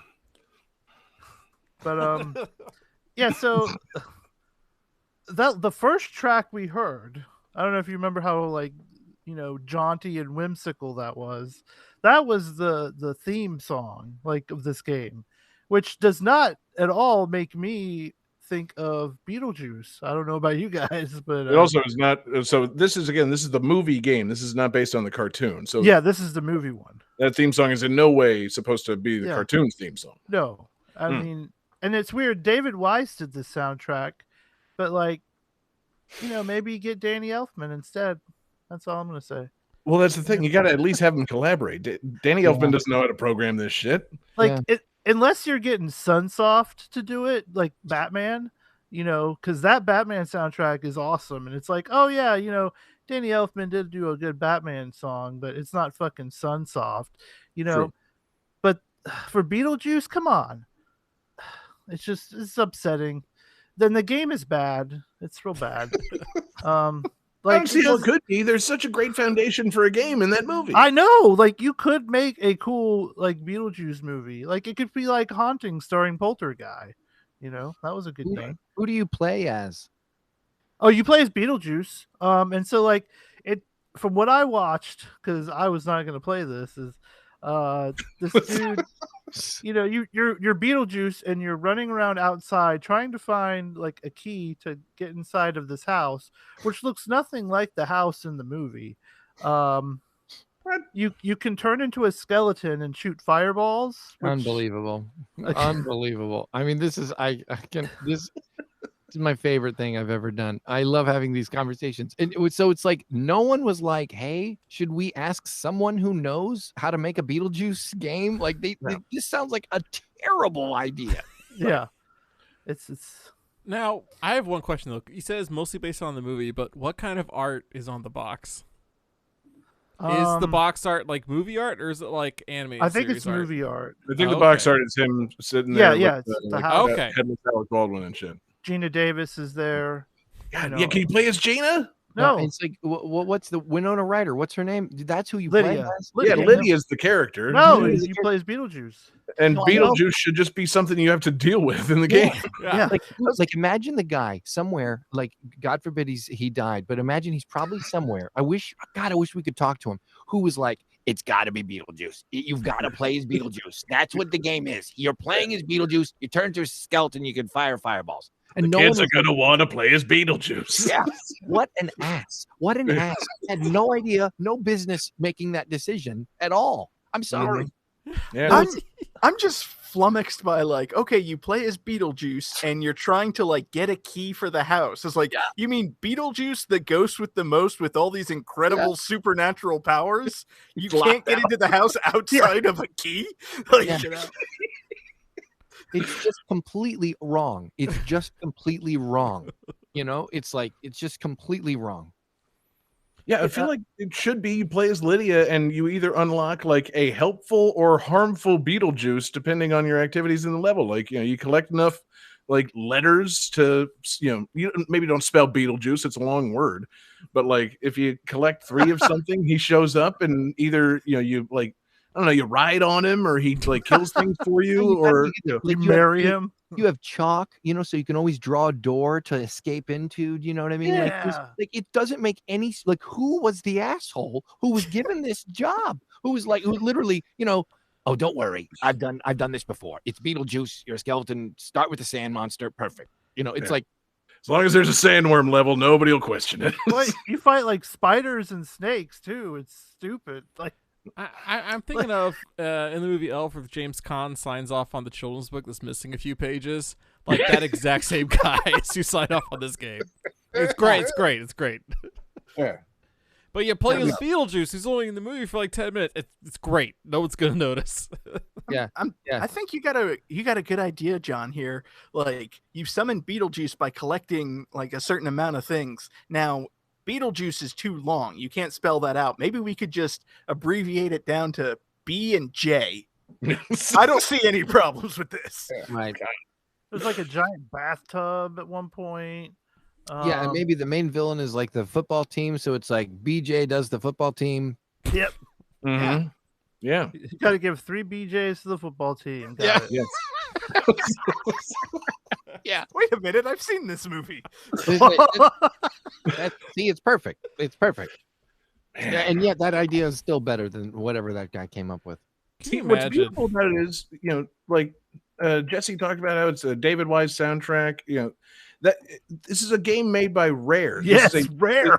So Rare went on to make what we at the beginning of the show said was the greatest movie video game. They eventually got it right with GoldenEye. So like somebody got fired after this, and they brought in somebody that actually watched the movies at some point. John, you know the old saying. You know how you get to GoldenEye: practice, practice, practice. Right? You have to make the trash caves first. You got to just keep reskinning a bunch of shitty games you had laying around your office and calling it Beetlejuice until eventually somebody offers you GoldenEye. It's the age-old saying: you can't make a GoldenEye without a couple Beetlejuices. There you go. I've heard that many times. Yeah, you got to crack a few Beetlejuices. Did they ever make a Hocus Pocus movie?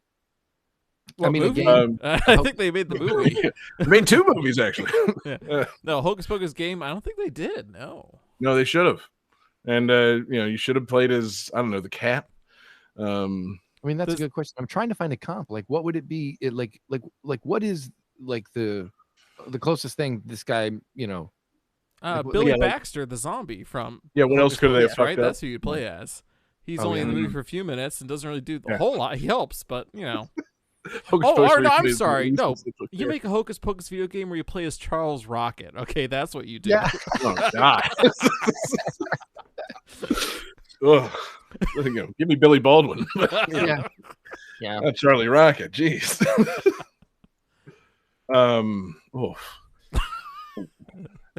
Thrown for a loop. We so rarely invoke Charles Rocket on the show.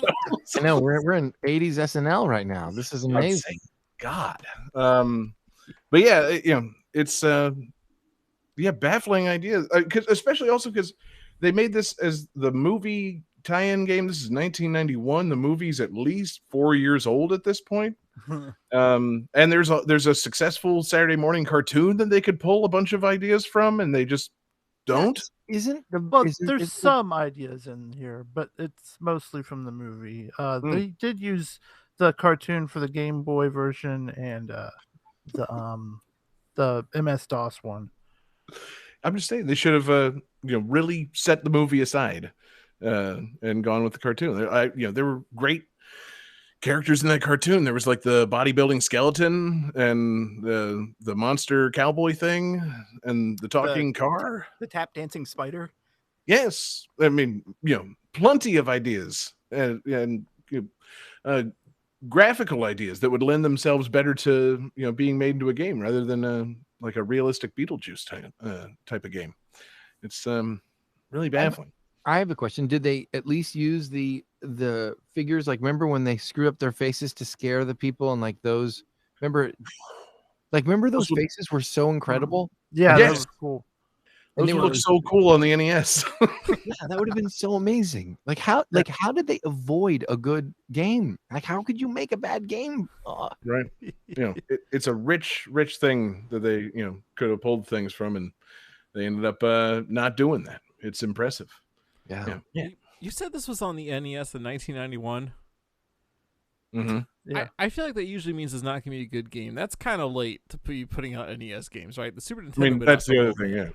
Yeah. Super Nintendo was out in 91 as well. So, they're just kind of offloading things. All the NES projects were getting closed.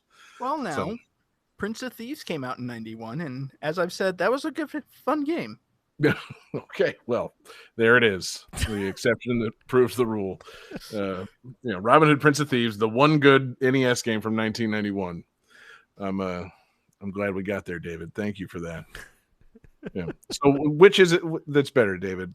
Not in terms of the games, talking the movies. Robin Hood, Prince of Beetlejuice. Thieves, or Beetlejuice. Yeah. Oh, Beetlejuice rules. Saw where I was going with that one, huh? I had an inkling. Yeah, just a hunch, but man, Though I would love to see Michael Keaton in Robin Hood, Prince of Thieves. As Beetlejuice. Yeah. I'd love to see Kevin Costner saying Beetlejuice with a British accent, a believable British accent, and then he shows up and I don't know, Sheriff of Nottingham carves his heart out with a spoon. It's good. Solid gold. They should cross these things over, man. Beetlejuice really should have been in more things by now. He's coming back. Well, the Broadway musical is a big hit. It's like an underground sleeper hit. Oh, that's cool. Yeah, I just read about it that it said because when it came out, it was like, oh, here we go again. Like they, Back to the Future's on Broadway right now as a musical, that's good. and it's just like, and I'm like, I mean, I don't even bother listening to it because I don't expect it to be good. But the Beetlejuice they say is really good. They actually say that that's like pretty catchy and fun. Yeah. I believe it. There's a camp element to it. There's a wackiness to it. There's a lot of I mean, all you need for the Beetlejuice musical is fucking the music of Harry Belafonte. You're halfway there. There you go. It's there you go. Fantastic. God, Even if it was bad, it can't possibly be worse than Spider-Man Turn Off the Dark. Right. Man, David, it's the end of the show. You can't bring that up again. Yeah, David is the only person that has seen Spider-Man Turn Off the Dark. I've seen it. I saw it. David, we found you a friend. Did you see it Did you see it before they made the changes or after? Because I saw it pre-changes. Really good question. The Windbag doesn't want to reveal it. He was one of the injured Spider-Men. Yeah. That's really a good question. I think I saw it pre-changes. So you saw the tap dancing spiders. Yeah. Okay. Yeah. And why would you not want those? They pulled the chorus idea, right? Like that was the idea. Was like the chorus of teenagers. They removed that. Yeah. Right? Okay. So I saw the teenagers. Yeah, and it was really awkward. Yeah. Oh god, it was so bad. Wow. Guys, I think we just found a new podcast. Let's get some changes. GTT the musical. Let's talk about Spider-Man in the Dark. Yep. How many ideas were pulled from Beetlejuice to Spider-Man Turn Off the Dark and vice versa? Tap dancing spiders, chorus of teenagers. Let's talk vice versa. You guys like a little bit of Kirk Cameron? Is that right? Or is that Switch? I'm talking about Judge Reinhold and you guys remember vice versa? No. I'm sorry, you've lost me. The Body Switch movie with Judge Reinhold and Wonder Years. What's his name? Oh, Fred Savage. Fred Savage? Oh, really? Yeah, Wow. it's one of those Body Switch movies. I love Body Switch movies. You mean Freaky Friday? Freaky Friday's one, Switch is one, and then the one with and then the Dudley Moore and Kirk Cameron did one. That's a good one. That's an interesting pairing. Also, Face Off. Oh fuck, Face Off is Yeah. awesome. I mean, One of the best Body Switch movies of all time. I love Body Switch movies. Body Switch movies is a very, very good genre that no one gives credit to. I've heard that Vince Vaughn one is really good. Oh yeah, that's fun. Oh, the slasher one? Yeah. I keep wanting to watch that. Psycho? No, not that one. One. Vince Vaughn plays like a slasher villain who accidentally switches into the body of a teen girl. So like her mind. Yeah. Wait, no. Are you thinking of Rob Schneider and the Hot Chicks? That who I'm thinking of. Oh Rob God, Schneider and the Prince of Thieves, I think, is how. Yeah. God, that's the movie. Rob Schneider is the Prince of Thieves. Yeah, right. That is Cool. that just a shot-by-shot remake of him in that role. That would be perfect. Man, he could have done it. Yeah. He sure could have. Yeah. Could have nailed the accent too. Yeah. God, yeah. the amount of chances he got as a, in terms of the big pictures that he I mean, it's crazy. Like he had a lot of big pictures. It helps who you know. Yeah. Having Adam Sandler having your back and letting you just make movie after movie of you turning into wacky things. Yeah. Pretty, wish I knew Adam Sandler. God. Anyway, man, Jesse, what a final game. That was awesome. Just so great. A fantastic finale. And it's time to tabulate the scores and head to the big finish. Johnny, let's hit the calculating computer. Calculating computer active. Calculating.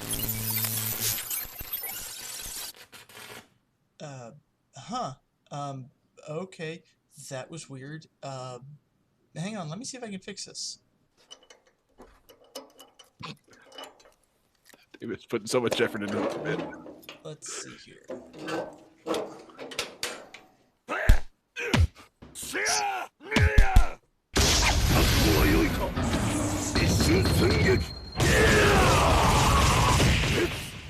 How absurd!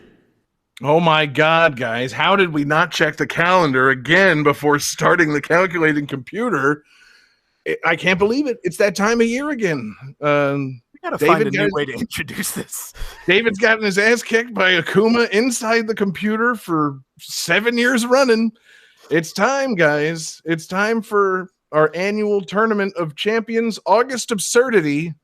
My goodness, I'm so glad that we have a guest here that fully understands what we're doing and will be a part of the show going forward.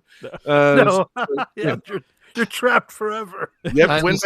Anytime you ask me, I'm going to say yes. This is I've had an absolute blast. Like it was so much fun, so educational, and such great music. I'm so glad, man. Yeah. God, I can see why you guys are into this. It's awesome. It's awesome. It's good fun, man. Just good, clean fun. It's we've been doing it for so long. It's become kind of blasé. It's like our poker night. Get together on a Wednesday night, goof off, have a few drinks, listen to some tunes. It's it's a good time. But that's all going away because this month is August, and August is the time to take the game seriously. So we've got our championship rounds coming for August. August Absurdity is here, everybody. So be prepared. We've got insane things coming on this month's show. 5 Wednesdays in August, which means 5 rounds of August Absurdity.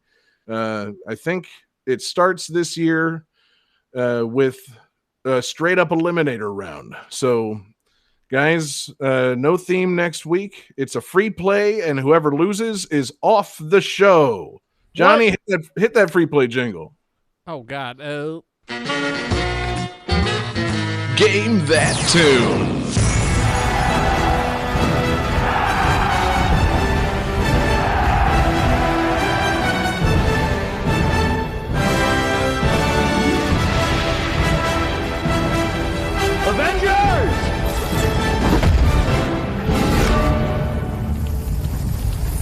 Free play.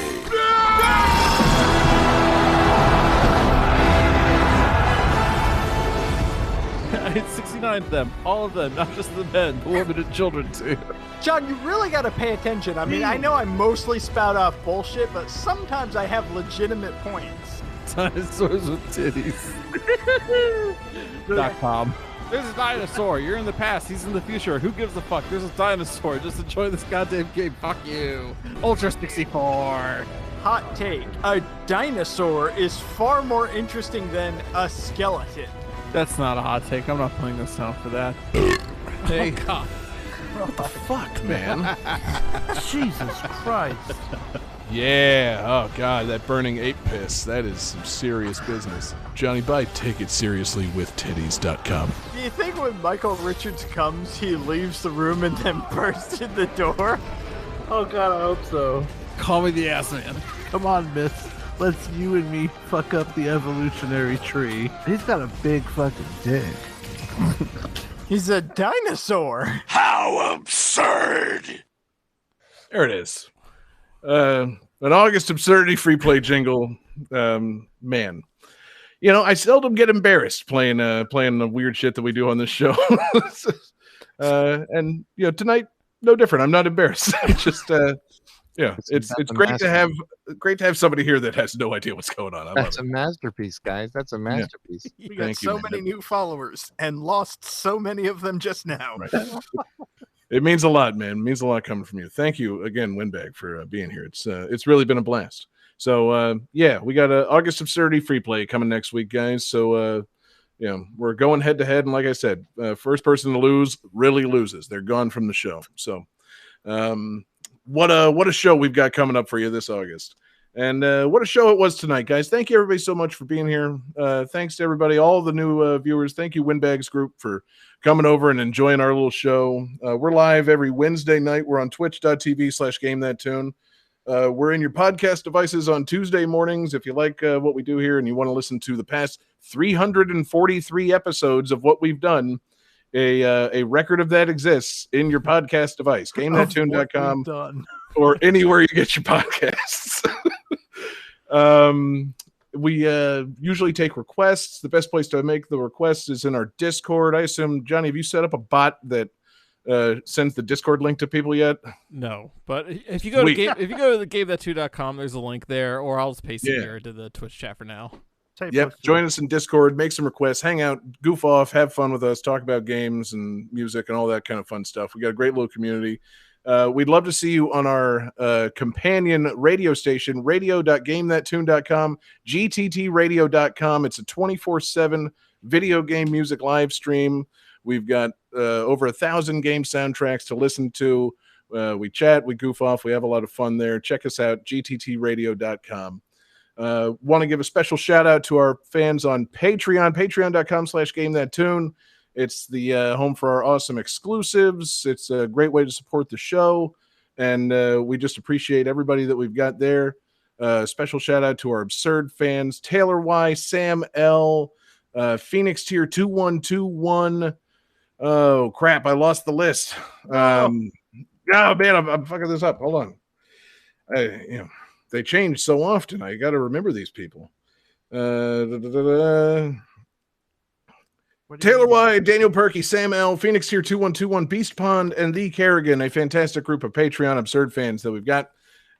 We appreciate you guys. We appreciate everybody checking out Patreon. We got a lot of fun stuff there. Check it out. Windbag, thank you so much for being here, man. It's truly been a pleasure. It's my pleasure. I feel so lucky that I got asked to do this because this was so much fun, and I'm absolutely serious. I will do it anytime you ask. I love it's a whole new world that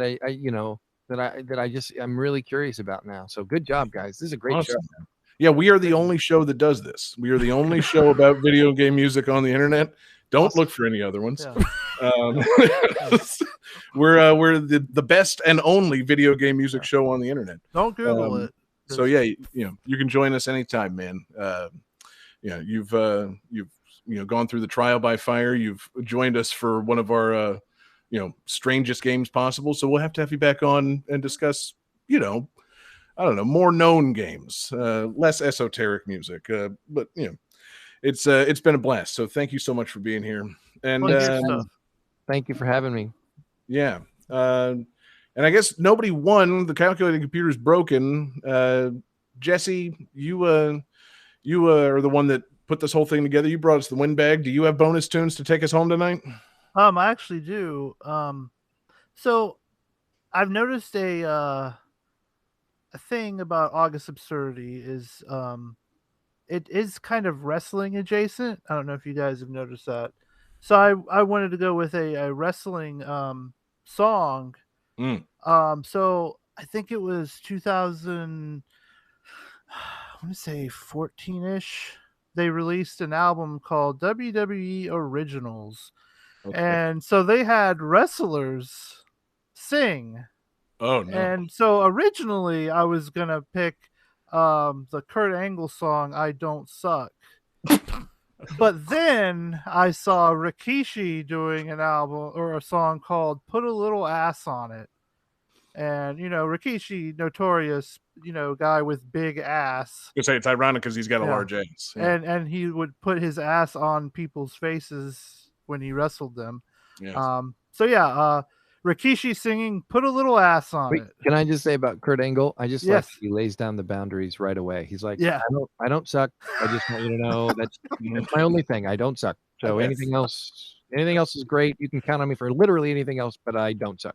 I don't. Am I great? Yeah. I Be don't done. know. Do I suck? Absolutely not. Yeah. Yeah, you get what you get with Kurt Angle. He's an open book. So yes, Rikishi's thrown a little ass on it. Thank you everybody so much for being here. Hope you come back for August Absurdity. Peace out, everybody.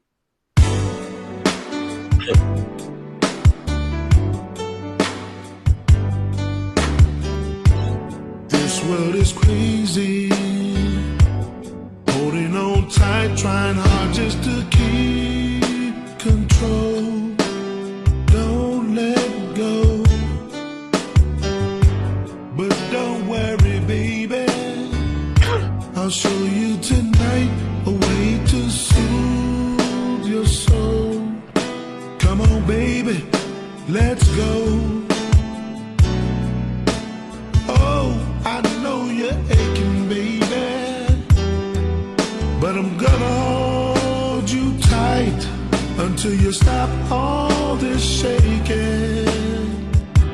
Put a little ass on it. Oh, listen, baby. Put a little ass on it. Like a baby, like a baby. Put a little ass on it. Feel the smooth. Did you say like a baby? Ass on it. Relax. Oh, baby. Like a baby.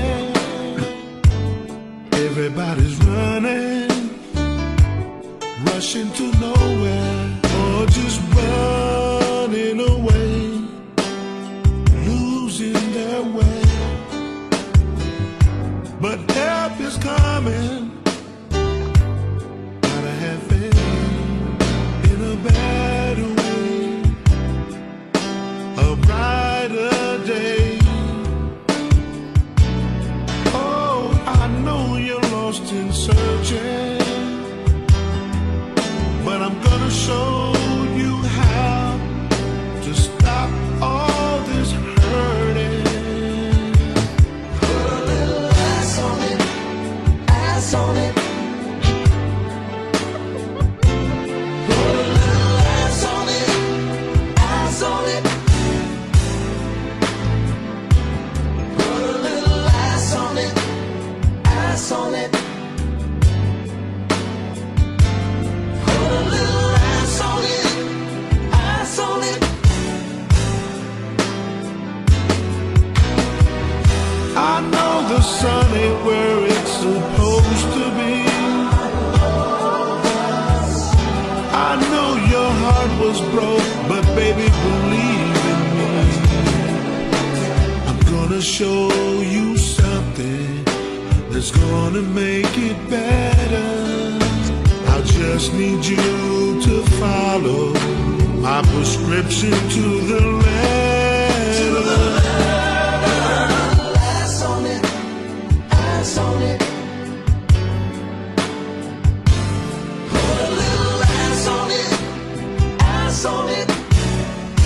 Oh, listen, baby. Put a little ass on it, ass on it. Feel the smooth. Put a little ass on it, ass on it. Oh, listen, baby. Put a little ass on it, ass on it. Like a baby, like a baby, like a baby. Put a little ass on it, ass on it. Feel the smooth. Put a little ass on it, ass on it. Oh, oh, oh. Put a little ass on it, ass on it. Put a little ass on it, ass on it. You gotta listen to me. Still going. Coming back. Ass on it, ass on it. I know you're aching. Put a little ass on it, ass on it. Just 4 more minutes. Put a little ass on it, ass on it. Like a baby, like a baby, like a baby. participate? Sure, why not?